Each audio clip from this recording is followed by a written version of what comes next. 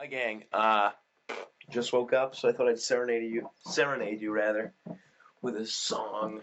The internet met Bo Burnham in 2006. There he was, alone in a small room with an uncomfortably low ceiling, playing a keyboard, singing a funny song. It's a time capsule of what a lot of YouTube was like back then.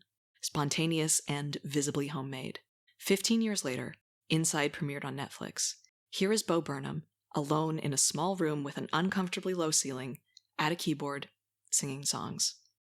Inside is an artifact of a strange, sad moment in history. A snapshot of the time we spent, well, inside.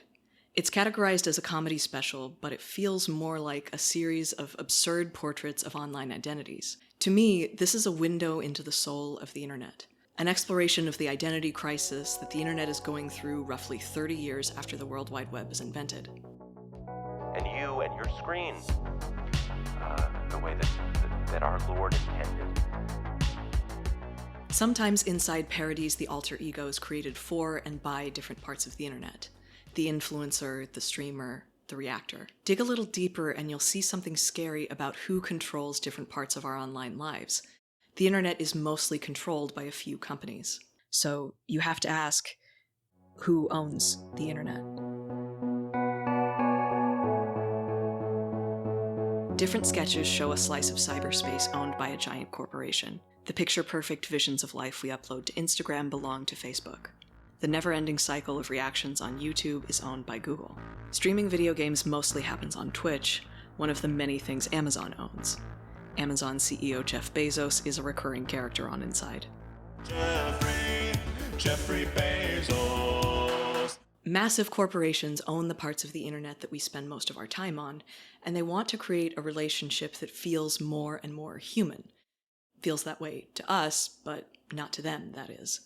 Bo Burnham briefly plays a social brand consultant, here to help businesses look better. Consumers want to know, are you willing to use your brand awareness to affect positive social change, which will create more brand awareness? He sings the name of a company in a song about sexting.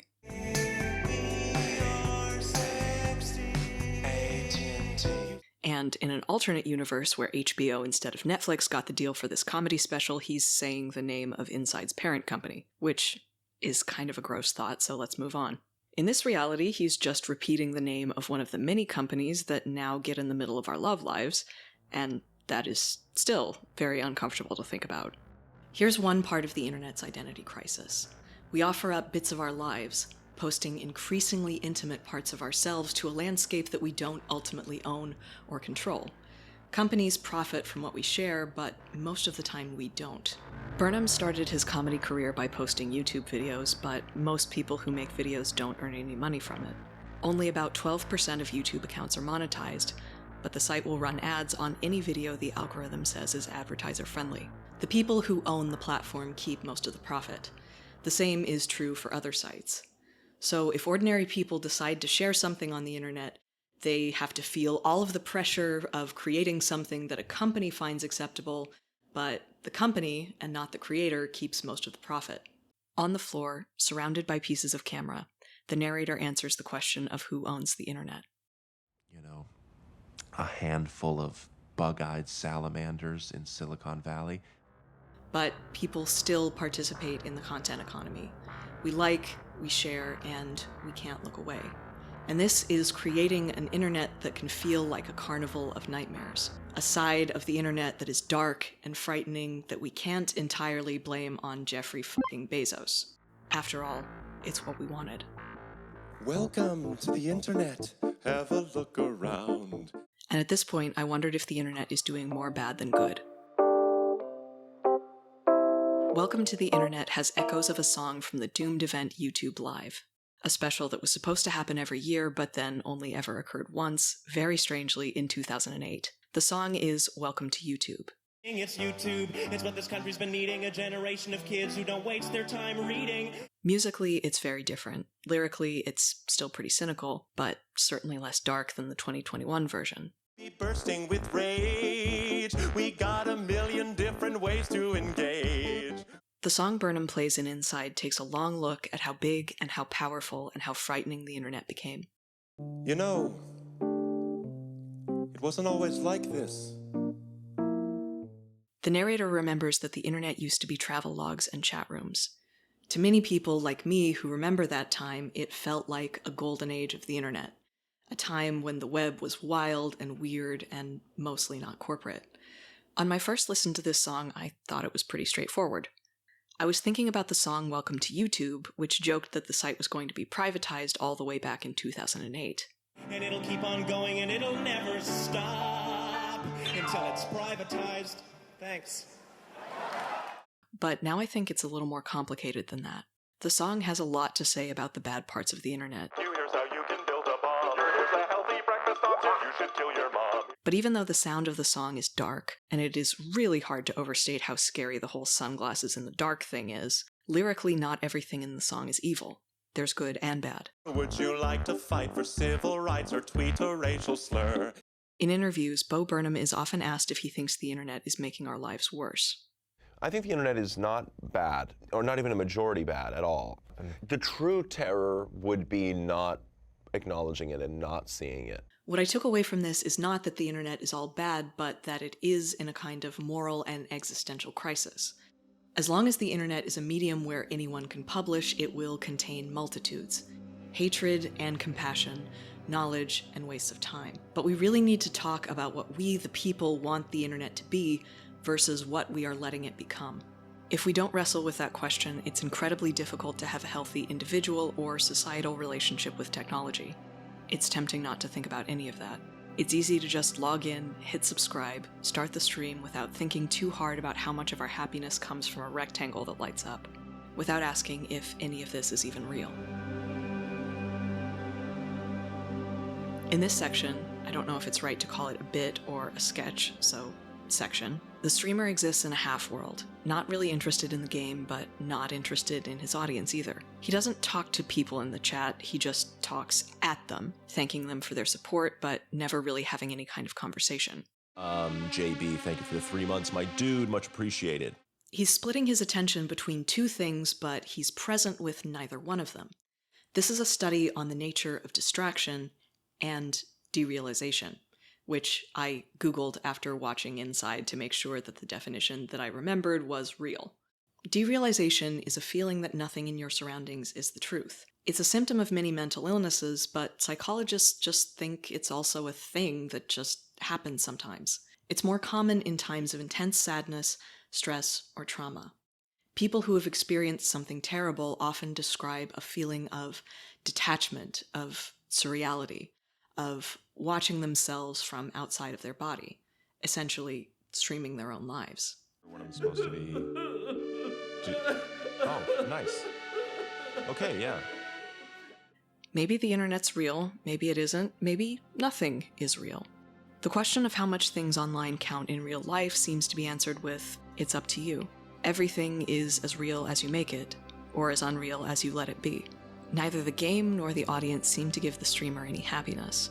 And yet he continues, unable to turn away from the invisible and inevitable audience. That made me think about audiences. When we can't see anyone, when we type words into an empty text box or record a YouTube video, who are we talking to? There is a lot to unravel about Inside and the internet and audiences. And I really, really, really want to talk about the song White Woman's Instagram. At first glance, it's a parody of what stereotypical white ladies post to Instagram. There's a layer of critique about activism for the sake of appearance, and of treating other people's cultures as something you can buy at the mall. But I think there's a lot more to it than that. Because these shots are so beautiful that it feels like a sincere homage. I mean, I'm biased because...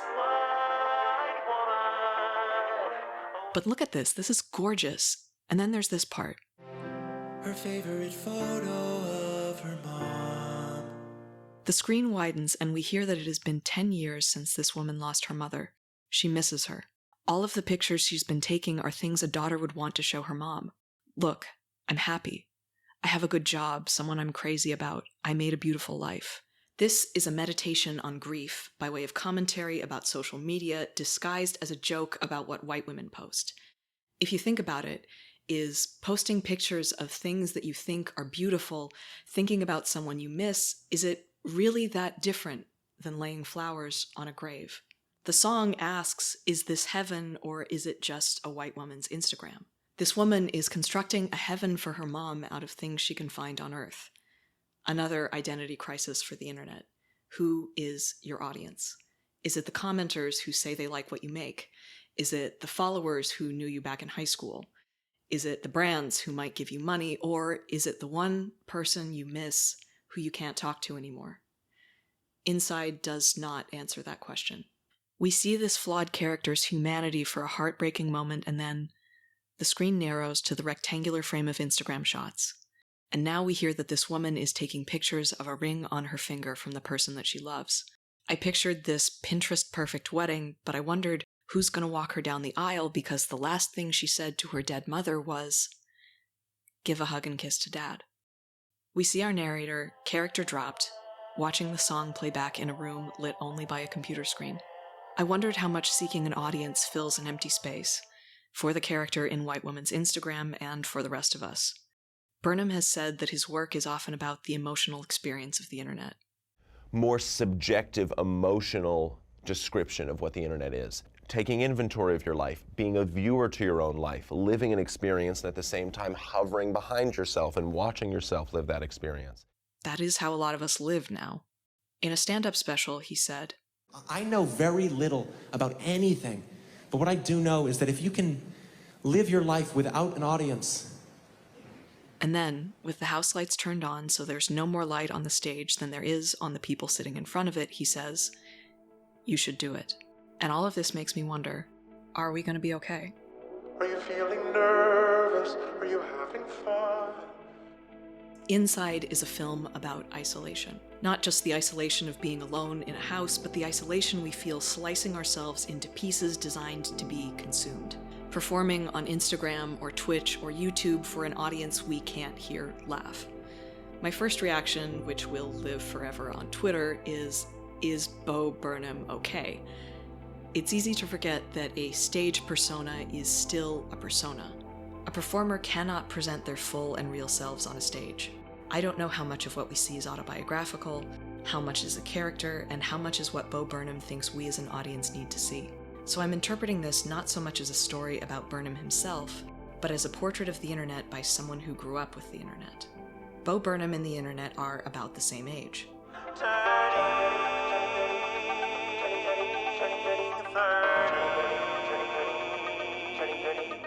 A natural time for an identity crisis, because that's when the world sees you as grown up.